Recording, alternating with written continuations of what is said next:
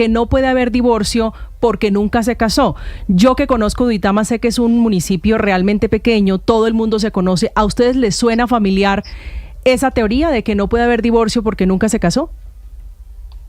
Pues es que necesariamente desde el punto de vista jurídico, para que aparezca la figura del divorcio por las diferentes causales que establece la ley, entre otras, si es una unión marital, de hecho sería la ley 54 del 90 que regula las causales, pues obviamente primero tiene que demostrarse que esa unión marital de hecho existió. Y para eso la ley establece unos requisitos: que convivan bajo el mismo techo, que compartan el lecho, que esa convivencia sea permanente, que no sea esporádica, porque hay parejas que obviamente se ven por allá cada 15 días o 20, pero tienen las relaciones sexuales y desaparecen. Entonces, ahí bajo los lineamientos de la ley no se configuraría esa unión marital de hecho. Y vuelvo y reitero, no soy yo para, pues, obviamente determinar si efectivamente existió o no. ¿Cómo sabe que ellos tenían relaciones sexuales? Sí, exacto, eso no lo puedo hacer porque pues, es algo muy de la intimidad y de la puerta para adentro uno no puede juzgar a nadie. Sí. Me causa ternura ver a los amigos petristas esta mañana defendiendo esta jugadita. Gracias, doctor Silva, muy amable. No, Néstor, con muchísimo gusto, un abrazo muy grande para todos, que Dios los bendiga y feliz día. A usted, desde Duitama, Felipe, ¿el cuento no le parece bueno? A mí me parece un cuentazo, Néstor. Todo, la leguleyada, la vivatada, y la alcaldada, todo, es la sumatoria de todo. Sí, yo sospecho, Felipe, que esto no se queda aquí, esto de todas formas. No, pues obviamente los candidatos derrotados pues van a demandar la elección, no le quepa la menor duda. Y ellos pueden acabar metidos en un lío penal, ¿no? Lo que pasa es que el derrotado, Felipe, ya reconoció la derrota. Bueno, pero eso... Que no quiere decir que pero no vengan siempre hay un ciudadano preocupado, siempre hay un ciudadano preocupado. Claro, la acción electoral es una acción ciudadana, la puede poner cualquier ciudadano, simplemente con su cédula, no tiene que invocar ningún interés, sino la cédula. Entonces, demandas es lo que va a llegar seguramente, unas al tribunal, pero yo insisto en el tema penal, porque a mí sí me parece que si hay una declaración que es falsa, que uno va y dice en una notaría una cosa como dicen que pasó, y lo que uno va y declara en la notaría es falso, pues se comete un delito. Entonces los señores tenían una unión permanente y van y dicen dejamos de tenerla, pero resulta que no dejaron de tenerla, pues hay un delito de falsedad ideológica en un documento público, eso no hay nada que hacer. Ahora, claro, hay que probar que efectivamente el hecho es falso, y ahí es donde vienen las dificultades, pero pues en Duitama no debe ser difícil de darse cuenta si hay, entre otras cosas, eso que se conoce como un trato social, porque estas cosas de los estados civiles, cuando no están formalizados, pues cuando no es con el documento que se prueba, sino con los chismes, si usted quiere, hay una cosa que se llama el trato social. Si yo a una persona la trato como mi pareja o como mi hijo durante años, esa es una prueba que después en los tribunales vale para decir efectivamente si es su hijo o si era su pareja. La principal prueba la están dando ellos con la foto de la celebración. Y además, o sea, por Dios, el mensaje del Trino. Totalmente. Y él regodeándose de que ganaron y que volvieron a ganar. Eso suena muy raro. No, pero además, seguramente él también fungirá como primer gestor social del municipio de Duitama. Héctor, me pregunta un oyente, ellos ahora de pronto, para arreglar la tormenta que crearon, pueden decir, ¿es que nos reconciliamos? Pues podrían decirlo, pero ahí sí me parece que es más fácil probar entonces la falsedad ideológica en documento público, porque fueron a la notaría y dijeron una mentira. Y claro que es posible que se hayan reconciliado, pero a mí me parece que ellos están verdaderamente en una dificultad, porque todo el mundo parece estar de acuerdo en que efectivamente la relación no ha terminado, y a pesar de lo cual ellos fueron a una notaría y dijeron que sí.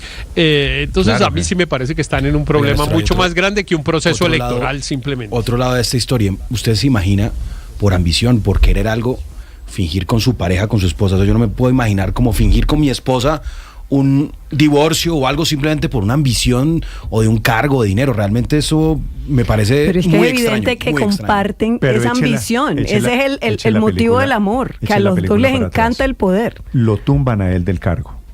Y entonces, ¿pero cómo hacemos para mantener la alcaldía si es que acá tenemos un gran poder electoral? Claro. Bueno, pensemos en Gómez, Ordóñez, fulanito. Pero lo que usted decía, imagínese usted ahora, imagínese que son esposos y que todavía tienen amor. Pues ahora no van a poder aparecer en nada juntos, porque les van a materializar con eso la denuncia y tumban a la esposa. Es decir, porque el amor por el poder es superior. Sacrificaron el amor por el poder. Es que de verdad a mí eso el amor por el poder me parece es superior. de lo más extraño también para Imagínese usted la gente esperando a ver si los dos entran a la misma casa a las 8 de la noche cuando se acaba la jornada de trabajo. Nuestro entrevistado verificando cómo va el avance. A no ser que tengan una adicción, que sea la adicción del amor. 9:05 minutos.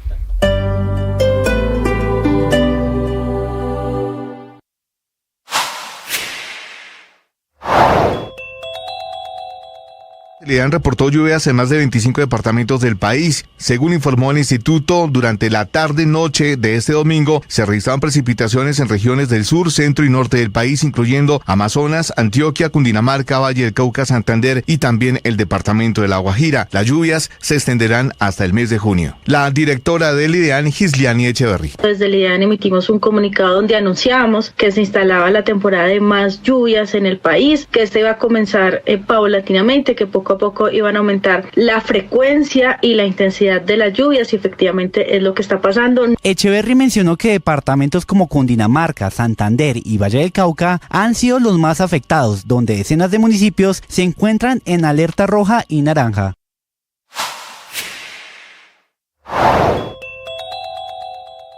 Acaba de suceder un terremoto en Taiwán. No hay reporte todavía ni de víctimas ni de daños materiales. Magnitud 5,9. Ha sacudido este lunes, como decías, la costa este de Taiwán sin que por el momento haya datos claros de víctimas o daños materiales. El temblor se produjo a las 6:53 hora local, con epicentro marino localizado a 15 kilómetros de profundidad y de acuerdo al primer informe de las instituciones locales de control de movimientos sísmicos. El área donde el sismo se ha sentido con más fuerza es un condado conocido como Hualien. Recordemos que exactamente esta misma región fue escenario de un terremoto de magnitud 7,2 en abril del año pasado, que provocó 18 muertos y más de 1.100 heridos y pérdidas millonarias para la economía local. Según las autoridades meteorológicas, en la hora previa al terremoto se habían registrado en las mismas aguas otros 6 temblores de menor intensidad, incluyendo uno de magnitud 5,5. Recordemos que Taiwán se asienta en la confluencia de las placas tectónicas filipina y eurasiática, por lo que los terremotos, los movimientos sísmicos son frecuentes en este territorio. Sin embargo, el de esta mañana con magnitud 5,9 es de una magnitud y una intensidad pocas veces vista en la zona.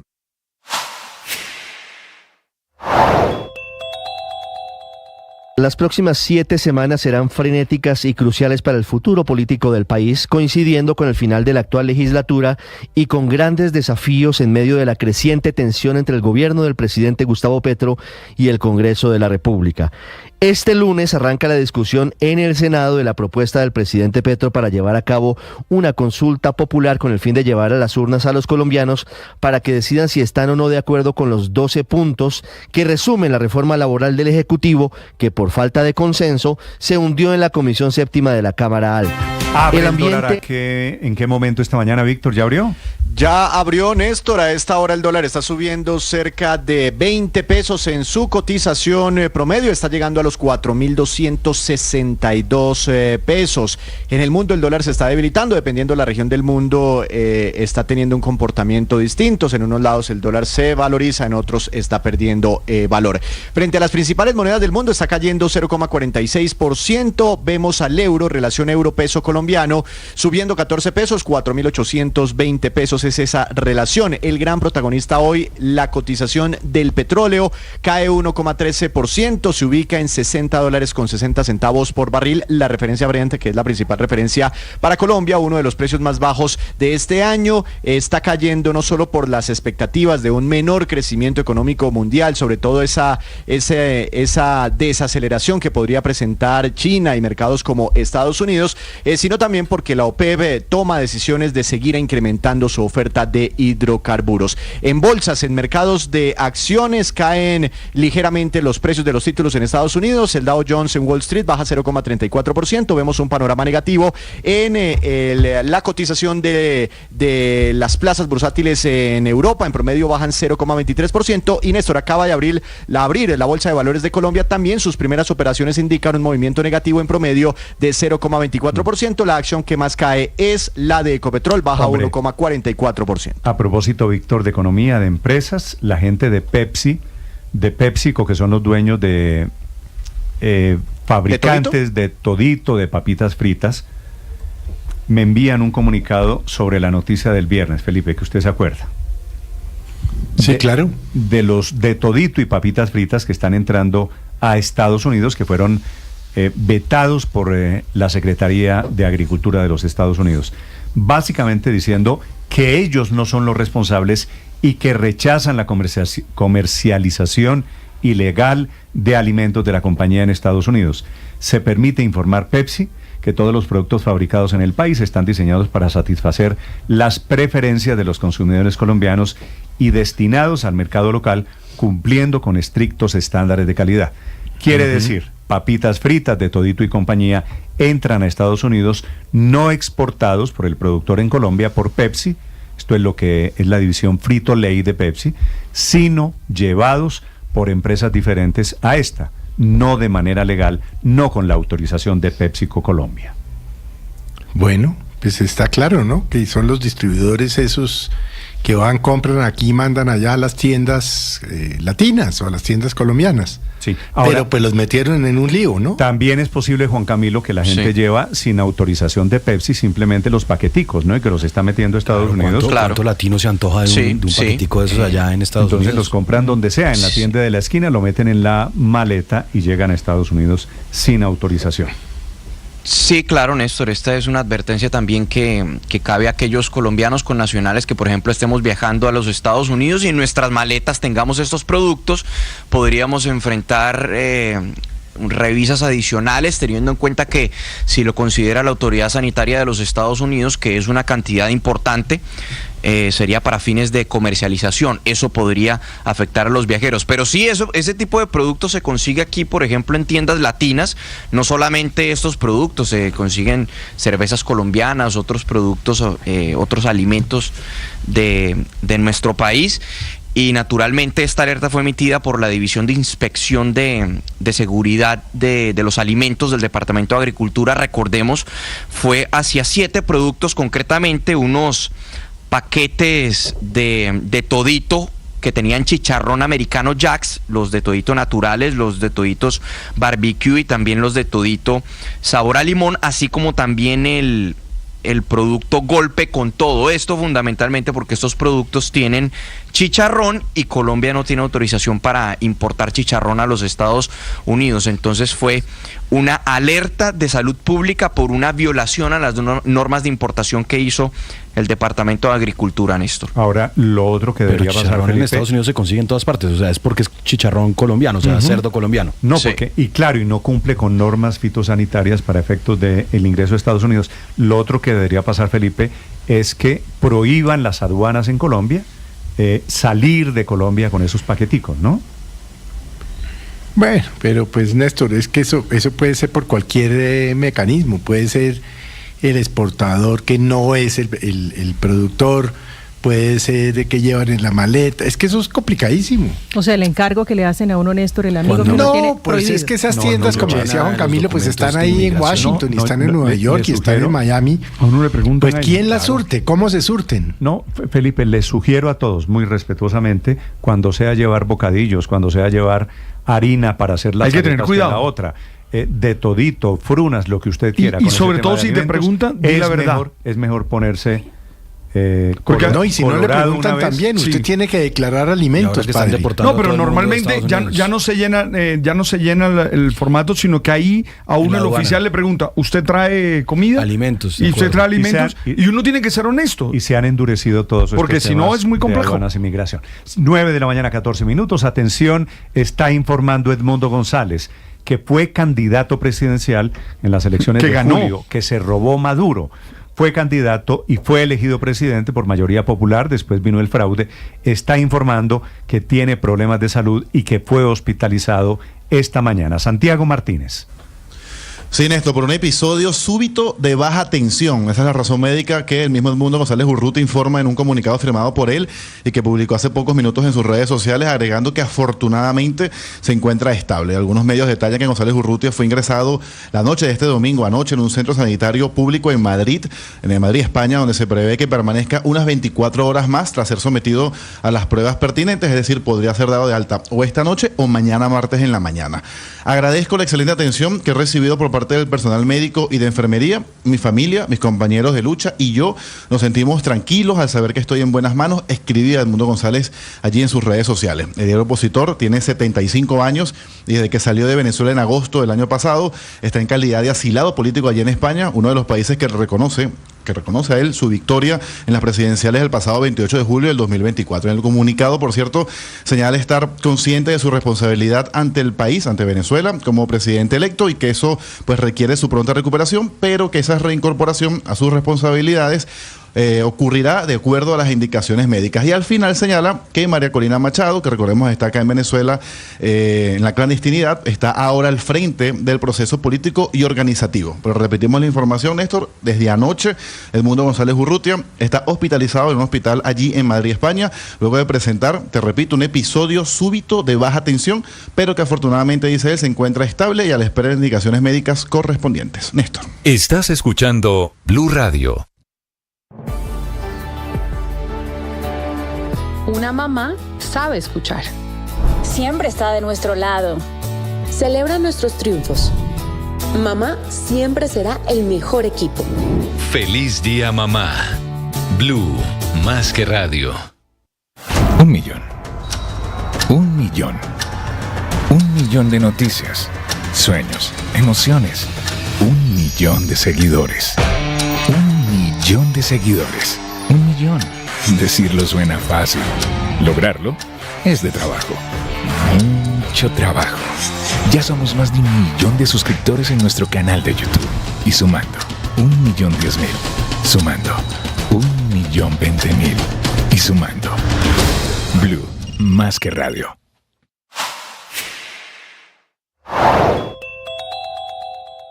Hace exactamente un mes estalló el escándalo de Beatriz Gómez, la esposa del ministro de Salud, Guillermo Alfonso Jaramillo, por la famosa llamada presionando a la interventora a directiva. 9:17 minutos. Hay dos imágenes contradictorias esta mañana, padre, alrededor de un mismo tema. Dígame. En Roma está el cardenal Cipriani, por Dios, participando en las congregaciones, como si nada. El cardenal Cipriani, un hombre acusado de abusos, ¿no? No, que fue despojado de sus privilegios, además, por el Papa Francisco. La otra imagen es de las protestas cada vez mayores de las víctimas de la pederastia de la Iglesia Católica en Lima y en varias ciudades de Perú. Se llama... ¿El sodalicio? Sodalicio de vida cristiana. Claro, es fundamentalmente... Que es la comunidad a la cual pertenecía. Una sociedad de vida apostólica de derecho pontificio, es decir, una comunidad perteneciente a la Iglesia Católica, donde hay fieles y donde hay ordenados, donde hay laicos y donde hay también clero. En la esquina del Vaticano, Monseñor Cipriani, o el señor Cipriani, yo no sé si todavía tenga el título de obispo, se niega a abandonar el Vaticano. Claro. Y quiere participar de todos los actos, a pesar de la mancha gigante de la pederastia de la Iglesia. Porque haya habido, y no solo fue pedofilia, ha habido todo tipo de abuso. Al sodalicio se le acusa de varios tipos de abuso psicológico, de abuso espiritual, de abuso obviamente sexual. Es un tema complejo. Y obviamente el sexual, estamos de acuerdo, es el peor. Todos son peores, pero sin duda... ese es el más asqueroso. Situación de Monseñor del Cardenal Cipriani esta mañana en el Vaticano. César. Sí, Néstor, mire, la presencia de Juan Luis Cipriani ha generado una molestia aquí en el Vaticano. Él ya había sido sancionado por el Papa Francisco por una denuncia de abuso sexual. Cipriani, él está enfrentando restricciones disciplinarias que incluyen el exilio de su país, la prohibición de llevar los símbolos cardenalicios y hacer declaraciones públicas. Pues él mismo apareció ya casi hace 10 días en el sepelio del Papa Francisco allí en la Basílica de San Pedro, y una organización de víctimas de abusos de la Iglesia en el Perú dijo en un comunicado que su presencia envía un mensaje equivocado educado sobre la postura eclesiástica frente a estos abusos y favorece a los clérigos acusados en lugar de proteger a las víctimas. La organización estadounidense de denuncia de abusos Vicious Accountability, también, que ellos llevan la mayor base de datos del mundo sobre este escándalo, exigió a la Santa Sede que actúe. Es inquietante, dice en su comunicado, lo que la participación de Cipriani revela sobre la disfunción del Vaticano, incluso cuando actúa correctamente. Los cardenales deben demostrar que hablan en serio y eso significa prohibir inmediatamente la presencia de Cipriani. La Santa Sede ha reconocido que la presencia del cardenal peruano sí ha generado un escándalo, pero no especificó si va a tomar medidas por posibles actos de desobediencia a Francisco. Hoy, de hecho, se llevó a cabo la 10ª Congregación General. En estos momentos faltan 40 minutos para que ya se cumpla la congregación número 11. Mañana habrá otras 2 y Cipriani sigue participando en estas congregaciones y aún entonces la Santa Sede no ha tomado ninguna decisión si expulsarlo o no. Ojo, por su edad, él ya no puede entrar al cónclave. Sí, bueno, porque no es elector y no es elegible, pero está participando como si nada en estas congregaciones, que son las cumbres de cardenales, en donde se está fijando nada menos que la ruta, se están fijando criterios para la elección esta semana del Papa, el sucesor del Papa Francisco. Tengo en la línea, padre, a José Enrique Escardó, que es presidente de la Red de Sobrevivientes de la Pederastia en Capítulo Perú.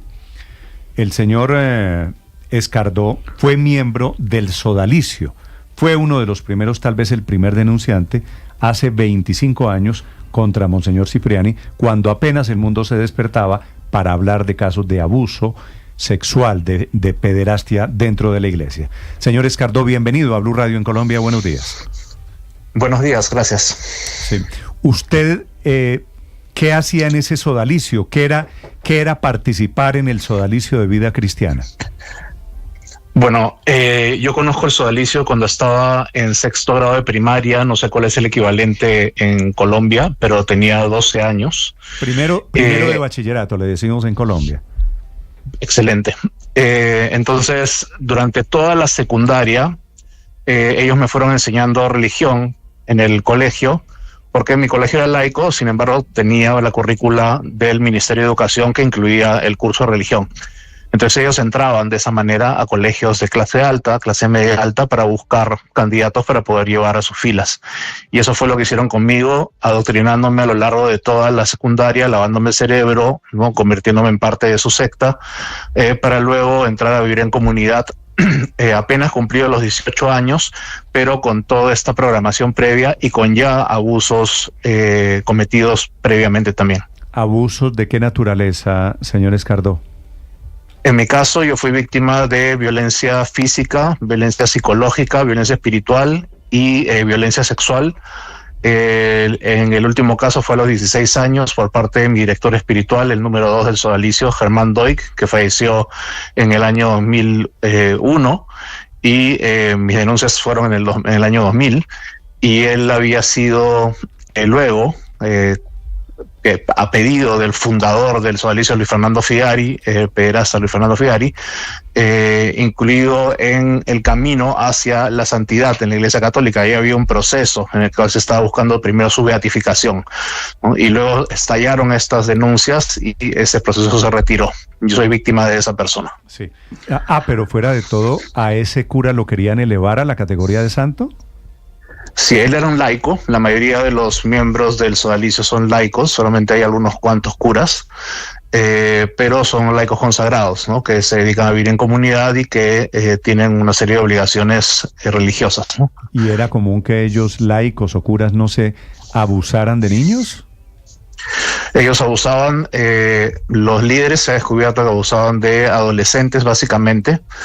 Y hay algunos casos en los cuales también ha habido violencia sexual contra niños, específicamente el caso de Daniel Murguía, que fue encontrado en el año 2007 en un hotel del centro de Lima con un niño de 11 años al que le estaba tomando fotografías a cambio de unas figuritas de Pokémon. Él fue encarcelado, pero fue liberado por el tío, un juez tío del siguiente superior del sodalicio, Eduardo Real. También se encontraba a Jeffrey Daniels, que ahora vive en Estados Unidos, conocido como el apóstol de los niños, que también tiene alrededor de unas 12 víctimas entre los 11 y 16 años. Y así hay varios otros, incluido el fundador. Perdóneme, lo interrumpo. Este señor del hotel al que pillan, me dijo que el apellido es Munguío. Murguía. Daniel Murguía. Murguía. Ajá. ¿Este señor era sacerdote? No, él era un laico que era muy cercano a Luis Fernando Figari, el fundador, vivía con él y además era tan cercano que cuando la madre de Luis Fernando Figari se pone mal de salud por la edad, le pide a Daniel Murguía que sea quien la cuide a ella. Okay. Era muy cercano. En el caso de él, del niño de las laminitas del Pokémon y en el caso suyo, laicos, ¿qué pasa con esos laicos cuando salen las denuncias públicas? Lamentablemente en la mayoría de los casos estas denuncias se hacen después de muchísimos años y por lo tanto según la legislación vigente en nuestro país ya se dan por prescritos. Entonces por eso es que no se ha podido llevar a ninguna de estas personas a cumplir pena de cárcel. Sin embargo hay otros delitos con los cuales están investigando a Sodalicio, uno de ellos lavado de activos. Porque ha habido corrupción económica que ha llevado a que ellos tengan un manejo de más o menos $1.000 millones por año con los negocios que han creado en nuestro país y también en Colombia, les cuento. Vamos por partes, porque usted me está mencionando muchas cosas y la historia es terrible. Quisiera preguntarle qué tiene que ver Monseñor Cipriani con lo que hicieron los laicos a ustedes, unos niños o unos jovencitos, hace 25 años. En el año 2000, cuando yo publico mis columnas en la revista Gente, el arzobispo de Lima era el cardenal Cipriani. Él conocía de mis denuncias, yo mismo se lo pregunté en un evento en el cual me encontré con él y él no hizo nada a lo largo de casi 20 años, ¿no? Porque él renuncia en el 2018 y su renuncia se acepta en enero del 2019, inmediatamente justamente por las denuncias. Entonces él sabía de esto y no solo eso, sino que en el año 2011 entran las primeras denuncias formales al Tribunal Eclesiástico de Perú en contra del fundador del Sodalicio. Son 3 denuncias y él era el encargado de llevar estas denuncias al Vaticano para que se procesaran. Sin embargo, con los años se supo que estas denuncias nunca llegaron al Vaticano y que fueron destruidas en el camino justamente por encargo de Cipriani. Claro, pero señor Escardó, esto significa que en el caso del cardenal la responsabilidad es por omisión, por no avanzar, por encubrir a quienes sí desde la comunidad religiosa eran responsables directos de los hechos contra ustedes, contra los niños. En el caso en el caso de Sodalicio sí, pero él no ha sido solamente sancionado por el Papa por el caso de Sodalicio, sino que ha sido sancionado por una denuncia directa que tuvo él de violencia sexual a un adolescente de 16 años en 1983. La denuncia fue enviada al Papa en el año 2018 y él tomó esas medidas cautelares contra Cipriani en el año 2019. Claro, pero señor Escardó, al final entonces estamos hablando de cuántas víctimas, de cuántos niños víctimas de esta comunidad. Si lo que quisiera precisar es que el cardenal Cipriani no era miembro del Sodalicio. No. ¿Sí? Eso le llegaron las claro. denuncias. Así es, él es del Opus Dei. Sí. ¿Sí? Él es el Opus Dei, pero le llegaron las denuncias contra el Sodalicio y él no hizo nada. En el caso del Sodalicio aún no tenemos una cifra oficial porque quienes han brindado las cifras han sido el propio Sodalicio en 2 comisiones investigadoras que ellos manejaron y obviamente eso no da ninguna credibilidad. Entonces en este momento hay un comisario que es el padre Jordi Bertomeu, enviado por el Papa Francisco para disolver el Sodalicio. Ese proceso ya se ha iniciado y parte de este procedimiento de supresión del Sodalicio va a significar una nueva etapa de escucha en la cual se va a recibir los testimonios de víctimas y se va a llegar a un número más cercano de las víctimas. El Sodalicio llegó a decir que habían alrededor de 90. Violencia física, violencia psicológica, espiritual y sexual. Sin embargo, yo calculo que el número es muchísimo mayor y puede llegar a más de 1000. Señor Escardó, en su relación con el Papa Francisco, ¿cómo se comportó el Papa Francisco ante estas denuncias? ¿Usted lo conoció? ¿El Papa lo escuchó a usted? Sí, en enero de este año, el 24 de enero, tuve la oportunidad de ser recibido en audiencia privada por el Papa Francisco. Obviamente él ya había tomado la decisión de suprimir el Sodalicio. solamente que no la sabíamos algunos rumores, y en esa reunión él me confirmó directamente que había suprimido al sodalicio y a las otras 3 organizaciones, las fraternas, que son las femeninas, las siervas del Plan de Dios, que son las monjas, y el movimiento Vida Cristiana, que es el movimiento exterior del sodalicio, que incluye a miles de personas. Entonces, en esta reunión él me confirmó eso, yo lo pude comunicar luego por medio de un video, y hablamos acerca de casos específicos, incluido el caso de Cipriani, y al día siguiente es que justamente sale en el diario El País la historia del abuso sexual de Cipriani, cuando yo estaba ahí en el Vaticano. Sí, y es una historia terrible porque se confirma lo que usted nos venía diciendo, que muchos de esos casos son denunciados y ya el paso del tiempo en algunas situaciones hace imposible la judicialización, como por ejemplo este muchacho que hoy tiene 58 años, que se vio la película Caradima, que habla también de un sacerdote pederasta y que por eso confirma su abuso sexual. De esa víctima del sacerdote, del cardenal Cipriani, ¿qué más se sabe? Bueno, esta persona fue abusada, según él comenta, en 1983, cuando tenía 16 años, durante las confesiones con Cipriani, que no era todavía ni obispo ni cardenal. Y la verdad es que el relato es terrible, ¿no? Cualquiera que lo lee se le paran los pelos de punta. Y no sabemos mucho de él porque él no quería hacer un escándalo, no quería obviamente que su nombre se supiera, no quería tampoco que se le sometiera a un proceso canónico o juicio a Cipriani. Lo único que quiso en el año 2018 fue decirle al Papa Francisco: a mí me ha pasado esto con Cipriani, por favor téngalo en cuenta para que no entre al próximo cónclave para ser elegido o elegir a un Papa. Es lo único que quería, claro. No quería verlo ahí. Justo y eso fue lo que el Papa se había comprometido, exactamente. Pero y por eso se tomaron esas medidas. Ricardo, usted alcanzó a hablar con el Papa, sabía que, y el mundo también sabía que era una decisión del Papa Francisco. ¿Cómo explicar entonces que el cardenal hoy esté en el Vaticano, en Roma, y si bien no entra al cónclave el miércoles, pues sí ha participado de las reuniones previas? Bueno, proviniendo de Cipriani no nos sorprende porque él ha tenido siempre esa actitud confrontacional y rebelde frente a las decisiones más importantes sobre su cabeza. Él siempre ha querido tener el papel protagónico en todo. Justamente una de las sanciones más fuertes es que no pudiera hablar sobre temas de política, y eso creo que le ha dolido más que cualquier otra cosa. Entonces, ahora que él se haya puesto frente a al ataúd, al féretro del Papa Francisco, y se haya tomado fotos y las haya difundido, es un acto de mostrar poder. Y como dijimos en el comunicado o en el pronunciamiento de la Red de Sobrevivientes Perú, ese es un rasgo típico de un agresor sexual. El agresor sexual no es necesariamente una persona con desviaciones sexuales, más bien es una persona que tiene mucha claridad y lo que busca es ejercer poder sobre su víctima. Entonces, eso es lo que ha estado haciendo Cipriani y lo que sigue haciendo en el Vaticano en este momento, el típico rasgo de un agresor sexual. Señor Escardó, el cardenal Cipriani tuvo la oportunidad de hablar con ustedes, es decir, ¿dio alguna explicación o se ha mantenido en esa actitud de quien cree cínico, de quien cree que no tiene que responder? Nunca he hablado con ninguna víctima de sodalicio.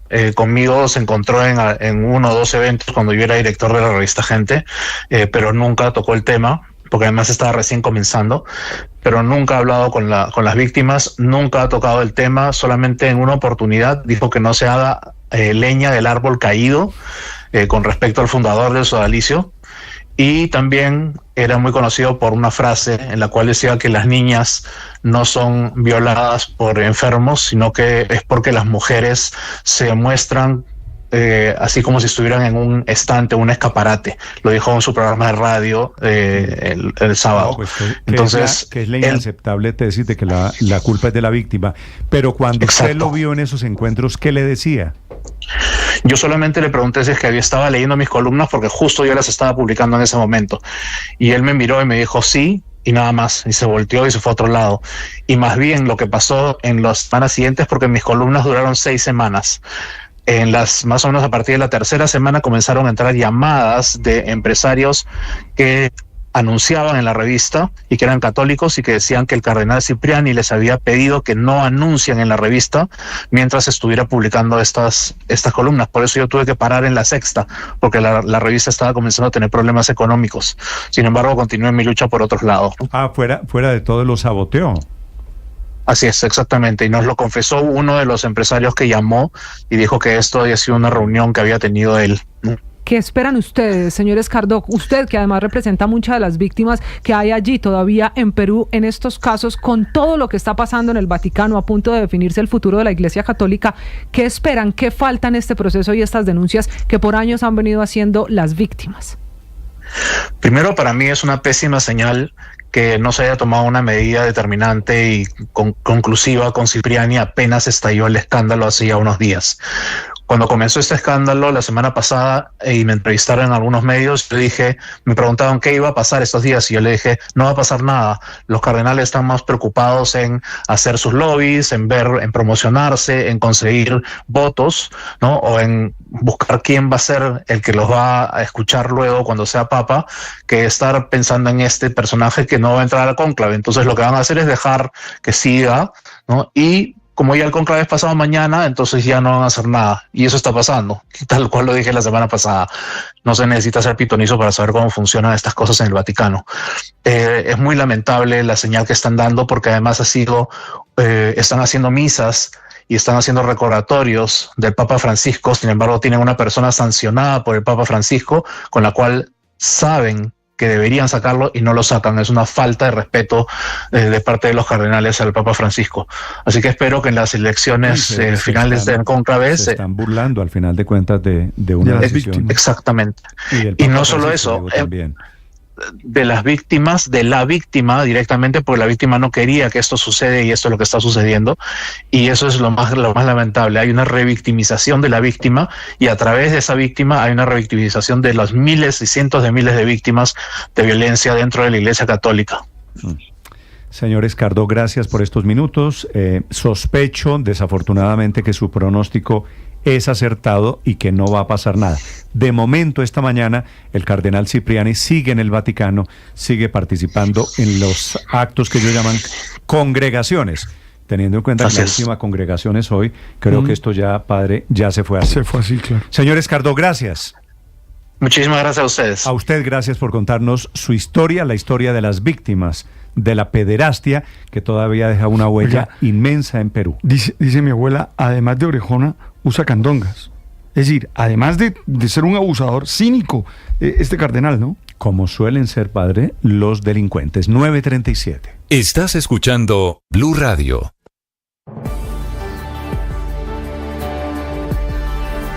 Una mamá sabe escuchar. Siempre está de nuestro lado. Celebra nuestros triunfos.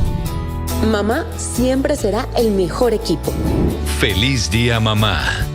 Blue, más que radio.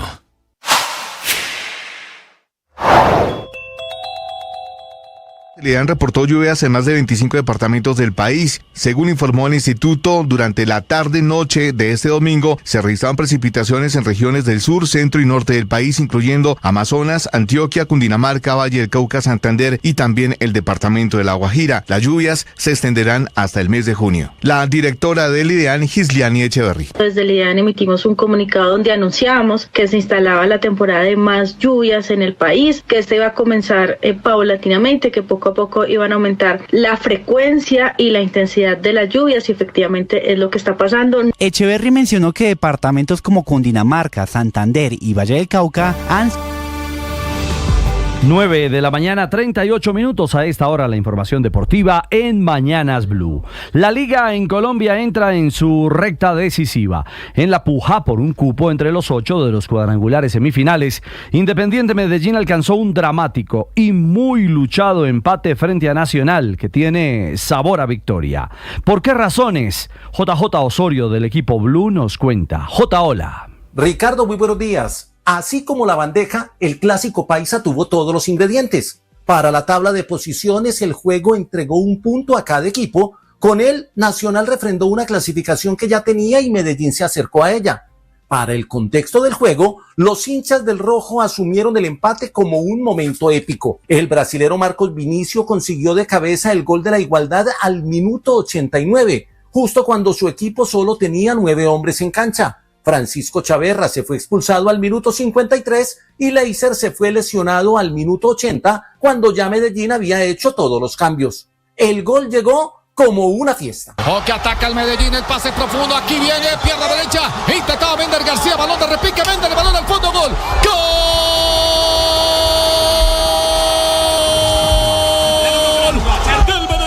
Para Alejandro Restrepo, técnico del Rojo, celebrar así fue demasiado bello. Quedarse con uno menos todo un tiempo ante un buen rival es muy difícil poder empatar el partido. Yo creo que por eso estamos tan felices todos, nuestros hinchas, nosotros con la forma en que se dio, por la dificultad que suponía poder empatarlo. Para Javier Gandolfi, el técnico argentino, lo que pasó al cierre del juego con su equipo, que ganaba con gol de Cardona de tiro penal al minuto 40 y con los 11 hombres en la cancha, no tiene explicación. Lo manejamos bien hasta esos minutos, porque creo que ahí entramos en un nerviosismo que si seguía el partido podía pasar cualquier cosa, por más que tengas una ventaja, pero pasa. El clásico paisa tuvo de todo: arbitraje discutido, las dos aficiones en la tribuna, 2 goles, 3 expulsados y un Medellín que dominó todo el juego, pero que tiene dificultades para finalizar.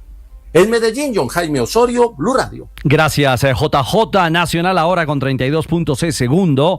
Y mira el reto este jueves en la Libertadores frente al Internacional de Brasil. Mientras que el poderoso Independiente Medellín es quinto con 29 unidades.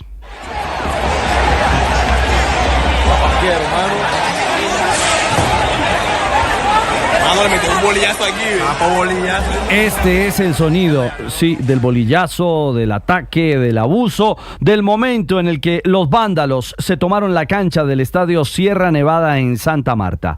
Perdía el Unión Magdalena 1-0 ante el Once Caldas con gol de Dairo Moreno. Su anotación 360, que lo consolida como máximo goleador en la historia de Colombia. Y en el minuto 80, los violentos se tomaron el campo. Agredieron al técnico del Once, Hernán Darío Herrera, que recibió un fuerte golpe en una de sus piernas y aún recoge bolas. Y el partido fue suspendido definitivamente por la DIMAYOR. Ahora se espera el reporte oficial de la multa económica y seguramente de la pérdida definitiva de los 3 puntos del juego en favor del equipo de Manizales. La jornada dominical se cerró con un intenso duelo entre Águilas Doradas Río Negro y Deportivo Pereira. Fue un partido de toma y dame. 3-3 fue el resultado final de una batalla a puro gol en suelo paisa. El empate tiene al técnico matecaña Rafael Dudamel aún haciendo cuentas para meterse entre los 8. Nos hemos empleado al máximo, pequeños detalles nos han alejado del triunfo, los números nos dan, no nos vamos a dar por vencido hasta que la matemática nos diga lo contrario, pero de esta manera vamos a estar más cerca de seguir peleando hasta el final que de quedar fuera de camino antes de tiempo. Pereira es duodécimo con 21 puntos, a 5 del octavo puesto. Y este jueves se medirá a Millonarios en el Campín de Bogotá. Miguelito, Borja, cántalo, cántalo, cántalo, cántalo, cántalo, cántalo, cántalo, cántalo, cántalo. ¡Gol! Y lo cantaron los hinchas de River Plate. Miguel Ángel Borja, el colombiano, volvió al gol. Quinta anotación del hijo de Tierra Alta, Córdoba, que volvió a la anotación con drama. Borja cobró el penalti, el arquero lo atajó. El VAR le avisó al árbitro que el cuidapalos se había adelantado. Se repitió el cobro y fue gol. Borja selló la goleada de River 4-1 ante Vélez Sarsfield y ya piensa en los octavos de final de la Liga en Argentina. Into the danger area, great chance and taken. The flag stays down and Leila Caicedo is at it again. Well, they were playing statues in the home side's penalty area and 5 minutes from time. Leila Caicedo es el relato en inglés de la cadena Dance del séptimo gol de la colombiana Linda Caicedo en la Liga F esta temporada, la liga femenina del fútbol español. Linda, nuestra Linda, anotó el gol de la victoria del Real Madrid 2-1 en su visita al Granada. Con la anotación de Linda al minuto 85, el Madrid es segundo en la tabla de posiciones con 74 unidades a 4 del Barcelona, que es líder.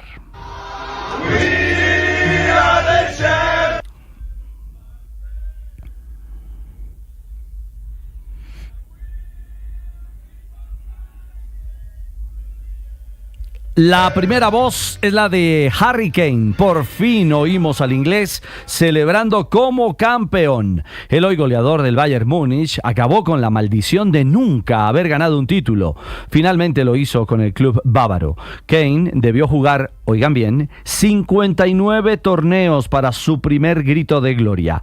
Solo como referencia, jugó 11 Premier League, 7 Champions, 2 Mundiales y 3 Eurocopas. Bueno, muchos torneos más y nada ganaba. Finalmente, Harry Kane, delantero inglés, se consagró en la Bundesliga, su primera corona y su primer momento para gritar campeón. Va rumbo a la victoria y a la bandera cuadros. Oscar Piastri, nuevo ganador en Miami. Bandera ganó Piastri. 0 y van 4 triunfos de Oscar Piastri en la temporada de la Fórmula 1. El piloto australiano mandó en el Gran Premio de Miami y se consolida como líder de la gran carpa de la velocidad. Piastri superó a Verstappen y aprovechó el error en la salida de su compañero de escudería Lando Norris para construir un nuevo triunfo. Los McLaren están intratables, dominan la F1. Piastri fue primero y Norris segundo, es decir, la escudería británica hizo el 1-2 en Miami. Russell fue tercero y Verstappen cuarto. He ties the record. Full circle for Scheffler. Aplausos para Scottie Scheffler, el golfista número 1 del mundo. Ganó su primer torneo del año, el CJ Cup Byron Nelson en Texas, y lo hizo a lo grande. El estadounidense terminó con menos 31 golpes bajo el par, por delante del sudafricano Erik van Rooyen, que terminó en menos 23. Gloria para Scheffler, el 1 del planeta, sumando victoria en el 2025. Down on the glass. Last shot of the first quarter. It's in. Buddy Hield delivers a big one at the end. Sonó la chicharra y los Warriors se quedaron con el séptimo juego de la serie de los playoffs entre los de Golden State y los Rockets de Houston en la NBA. Curry, Butler y compañía silenciaron la casa de los Rockets con un contundente triunfo, 103-89, que le permite así a los Warriors poner finalmente 4-3 la serie y asegurarse así el último asiento de las semifinales de la NBA. Allí se medirán con los Timberwolves de Minnesota, que vienen de eliminar a los Lakers de la leyenda LeBron y Doncic. Con los gigantes de la NBA cerramos la información deportiva. 9:46 a esta hora en Mañanas Blue.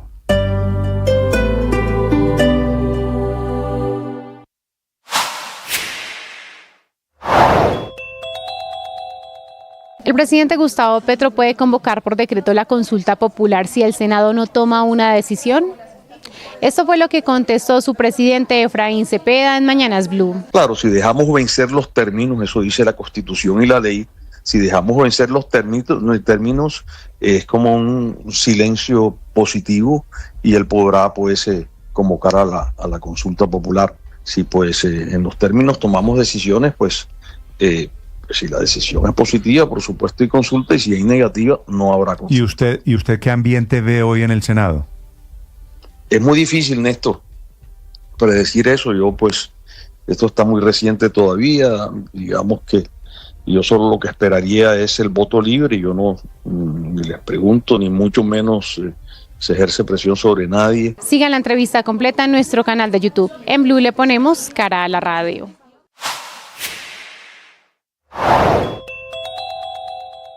Acaba de suceder un terremoto en Taiwán. No hay reporte todavía ni de víctimas ni de daños materiales. Magnitud 5,9. Ha sacudido este lunes, como decías, la costa este de Taiwán sin que por el momento haya datos claros de víctimas o daños materiales. El temblor se produjo a las 6:53 hora local, con epicentro marino localizado a 15 kilómetros de profundidad y de acuerdo al primer informe de las instituciones locales de control de movimientos sísmicos. El área donde el sismo se ha sentido con más fuerza es un condado conocido como Hualien. Recordemos que exactamente esta misma región fue escenario de un terremoto de magnitud 7,2 en abril del año pasado, que provocó 18 muertos y más de 1.100 heridos y pérdidas millonarias para la economía local. Según las autoridades meteorológicas, en la hora previa al terremoto se habían registrado en las mismas aguas otros 6 temblores de menor intensidad, incluyendo uno de magnitud 5,5. Recordemos que Taiwán se asienta en la confluencia de las placas tectónicas filipina y eurasiática, por lo que los terremotos, los movimientos sísmicos son frecuentes en este territorio. Sin embargo, el de esta mañana con magnitud 5,9. Es de una magnitud y una intensidad pocas veces vista en la zona.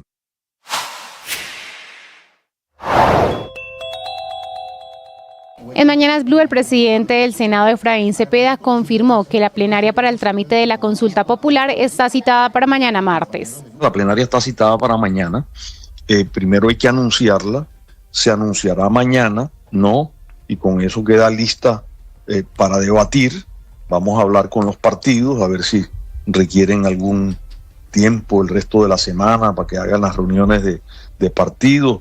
En todo caso, debemos votarla antes del 21 de mayo, fecha en que se cumplen los 20 días, porque se habla de 30, pero realmente son 20 días, los otros 10 es si se prorroga y si el Senado permite la prórroga de los 10 días. Yo considero que hay tiempo suficiente para debatirla, para que las bancadas se reúnan y luego votar antes del 21 de mayo. Ese es el cronograma.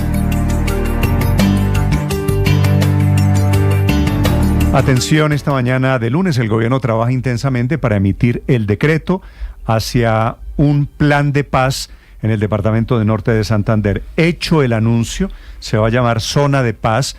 El gobierno, las fuerzas militares, la policía están aclarando esta mañana que no será despeje, como lo fue en la época del Caguán con las FARC o en la época de Ralito con los paramilitares. Aquí, de esa zona del Catatumbo, no se van ni ejército ni policía. Felipe García. Hola Néstor, sí señor, en el Catatumbo el gobierno anunció lo que llama una zona de paz que estará ubicada en zona rural del municipio de Tibú, en norte de Santander, y que será el espacio para la reunión de los disidentes de las FARC del Frente 33, el que, recordemos Néstor, se enfrentó con el ELN y que causó la guerra de más de 90 muertos en el Catatumbo. La zona de paz la anuncia el presidente Gustavo Petro diciendo que va a firmar el decreto y que no significa que la fuerza pública se salga de esta zona, que por eso no es una zona de despeje, sino que militares y policías tendrán que garantizar la seguridad de los disidentes en armas que lleguen a la zona de paz y a los civiles que por supuesto estén cerca de ellos. Este frente, recordemos Néstor, es liderado por alias John Mechas y alias Richard, que hacen parte del bloque Magdalena Medio Gentil Duarte de las disidencias al mando de alias Calarcá. Este anuncio lo hizo el presidente Gustavo Petro, aunque todavía no hay fecha para que arranque esta zona de paz que quedará, recordemos, en Tibú, el mismo municipio donde ayer asesinaron a 3 personas de las que todavía no se conoce su identidad. Al tiempo de este anuncio, Néstor, las autoridades anunciaron nuevas medidas de protección para integrantes de la fuerza pública en medio del plan Pistola del Clan del Golfo contra policías y militares, y sobre esto habló el almirante Francisco Cubides, quien dijo que no se van a acuartelar. Escuchemos. En este caso, no estamos acuartelados porque estamos totalmente a la ofensiva todo el personal. Acuartelarnos en primer grado sería, en el marco de ese plan Pistola, sería una forma de amedrentarnos y encerrarnos en la base militar para esperar que pase el tiempo. No, aquí no pasa eso. Aquí tanto las fuerzas militares como la policía están a la total ofensiva en contra de este grupo y los demás grupos que hacen injerencia y violencia delictiva en el territorio. Obviamente ya se manifestó que hay un ajuste en los desplazamientos, en los procedimientos de maniobra, hay cambios de horario. Otra de las medidas, Néstor, y esto para contrarrestar cualquier intento de fuga o de rescate e impedir, por supuesto, que sigan delinquiendo desde la prisión, las autoridades, según el general Carlos Tiona, director de la policía, harán el traslado de 16 integrantes del Clan del Golfo hacia cárceles de máxima seguridad. Estos criminales están presos en estaciones de policía, centros transitorios y cárceles de mediana seguridad en Itagüí, Apartadó, Cartagena, Carmen de Bolívar, Valledupar, Bogotá, Riohacha, Santa Marta, la zona bananera, Cúcuta, Montería e Ibagué. Ahora, esa zona de paz que están creando para el Frente 33, disidentes de las FARC, les va a permitir refugiarse, porque estos eran los que estaban en guerra allí en el Catatumbo con el ELN. Luis Fernando Niño es el consejero para la paz en Norte de Santander. Señor Niño, muy buenos días. Para de Blue Radio, un cordial saludo desde Norte de Santander. Señor Niño, ¿qué información tienen ustedes sobre esa zona de paz o de ubicación temporal para estos hombres del Frente 33 disidentes de las FARC?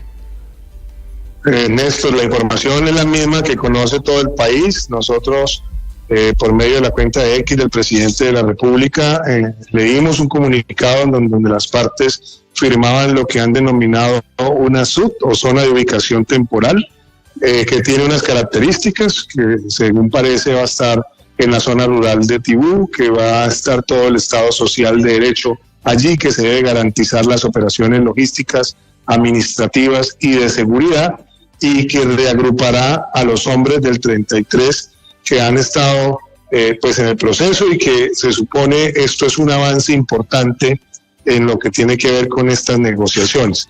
Pero nos preocupa, por supuesto, que la zona ha estado en combate. Usted sabe muy bien que vamos para casi ya 4 meses de combates entre el Ejército de Liberación Nacional y precisamente este frente, y no sabemos cuál va a ser esa reacción allí en esta zona donde los van a ubicar. Ahora, todo lo que sea avances para temas de paz y pues obviamente la gobernación ha estado en eso empeñado. Sin embargo, pues no deja de preocuparnos lo que le comentamos. Señor Niño, desde el punto de vista estrictamente estratégico, crear una zona de paz, esta zona de ubicación temporal para estos señores que estaban en guerra con el ELN en esa zona del Catatumbo, ¿es bueno o malo?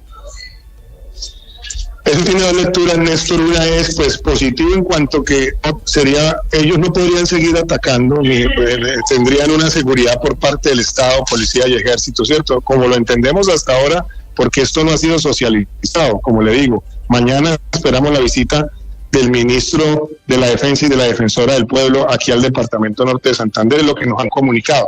Pero en ese orden de días, pues obviamente uno esperaría que se desescala el conflicto, porque saldría un actor de la contienda. Sin embargo, pues repito, no sabemos cuál pueda ser la reacción del Ejército de Liberación Nacional y cómo va a ser por ejemplo, no nos han explicado el mecanismo de verificación por parte de Naciones Unidas, de la Iglesia, quién va a estar acompañando esta zona si bien, como usted lo mencionó, no es de despeje, pero sí es una zona donde van a ubicar una cantidad de hombres que tienen armas y que han estado en combate durante los últimos 4 meses. Detalles de quién va a ser garante, cómo van a estar, es en lo que está trabajando esta mañana la Oficina Jurídica de la Casa de Nariño. Y la diferencia, María Camila. Sí, Néstor, la diferencia, señor Niño, con los ETCR, que es donde están hoy concentrados o agrupados algunos desmovilizados de las antiguas FARC, es que no están armados. Esa es la gran diferencia para empezar a hablar de esta zona de reagrupación. ¿O usted tiene idea, le han comentado o escuchado de cuánto terreno, de cuánta tierra, cuántos kilómetros sería esa zona de concentración en Tibú? No, nos han manifestado que es la zona rural de Tibú. Debe ser alguna zona donde haya la facilidad, como lo dice el comunicado, administrativo, logístico, obviamente que tenga la capacidad el Ejército y Policía también de proteger no solo a los miembros del 33, sino a la población civil. Y por supuesto, frente al tema del ETCR, incluso mire que en estos días, por las mismas causas de seguridad, se está trasladando la posibilidad de traer a Caño Indio, que está en la zona rural de Tibú, hacia el área metropolitana de Cúcuta, por la misma confrontación que ha venido sucediendo allí. Y como usted bien lo manifiesta, la gran diferencia es que en este caso ellos entran ahí con armas y esperamos que sea para la dejación definitiva de las armas, ¿no? Claro, ¿se sabe, señor Niño, si el Ejército Nacional estaría custodiando esa zona para evitar hostigamientos del ELN o simplemente van a estar concentrados allí a la espera de eventuales combates, inminentes combates que podrían presentarse? Bueno, esos detalles, esos son los que estamos resolviendo. Esta tarde tenemos una reunión con la cúpula militar regional, es decir, con el comandante de la segunda división y de la brigada 30, en donde nos estarán informando esos detalles de seguridad, no solo para el 33, repito, sino para la población civil, que es lo que hemos venido abogando nosotros, porque la idea es que no se escale el conflicto, sino que se desescale, porque aquí llevamos 4 meses muy complicados. Sí, señor Niño, producto de esta decisión del gobierno, quisiera preguntarle si en la región del Catatumbo, especialmente a Tibú, ya están llegando guerrilleros de ese Frente 33 para esa concentración, porque parte del decreto que suspende las operaciones militares era buscando justamente eso, que llegaran a ese territorio, a Tibú. Sí, inicialmente se había hablado de que entraban allí varias columnas, varios frentes, incluido incluso Calacá y todo lo demás. Por el momento lo que vemos en el comunicado solo es el 33. Ahora, hay otra cuestión. Durante este conflicto de estos 4 meses, 105 de ellos se han reincorporado, es decir, se entregaron a la fuerza pública. Otros pues fallecieron en la confrontación con el Ejército de Liberación Nacional, y otros, pues se especula, fueron los que entraron de apoyo en su momento para el frente o para la guerra que estaban dándose con el ELN. Eso es lo que no tenemos todavía claridad, en el número de personas que va a entrar, y esperamos que la oficina del alto comisionado nos lo resuelva pronto. Sí, el alto comisionado, tengo entendido, tiene un problema, le hicieron una cirugía hace poco y está dedicado a su convalecencia. Señor Niño, una pregunta final. ¿Usted entiende la figura diciendo a estos señores de este Frente 33 no les hacemos despeje, no como el Caguán, pero por el otro lado hay con ellos un cese al fuego y los vamos a concentrar? ¿Qué diferencia hay entre una cosa y la otra? Pues bueno, lo que nos han dicho y lo que está claro es que el decreto 448 dice que hasta el 18 de mayo a la medianoche ellos tienen la posibilidad de hacer lo que ha denominado el decreto el preagrupamiento, ¿no? Ahora me imagino yo, esto sí ya es algo particular, debe haber otro decreto u otra manera que nos muestre el paso a paso de lo que siga después del 18 de mayo, porque si usted lo revisa, hasta el 18 de mayo es que tienen la posibilidad de agruparse en un punto, y luego me imagino yo vendrá la verificación y luego vendrá la dejación de armas, porque a eso es que debe apostarle el proceso final de paz, ¿no? Bueno, y eso lo sabremos cuando salga el decreto. Señor Niño, gracias por estos minutos para los oyentes de Blue Radio en Colombia. Néstor, gracias a usted y a todo el país por escucharnos. Feliz día a usted, a la gente del norte de Santander, intentando digerir cómo va a ser el tema de la zona de ubicación temporal para estos hombres del Frente 33. ¿Tenemos, Ricardo, alguna idea cuántos son los hombres? ¿Es un ejército de cuántos? Pues deben ser cerca de 500 hombres los del Frente 33 en la zona del Catatumbo. Si son todos los del Frente 33, incluyendo otras ciudades y departamentos del país, podrían ser muchos más. En cualquier caso, este es un punto de partida y no un punto de llegada de un proceso, y por eso inquieta que vayan a estar armados en ese punto. Estás escuchando Blue Radio. La calidad de las relaciones determina la felicidad.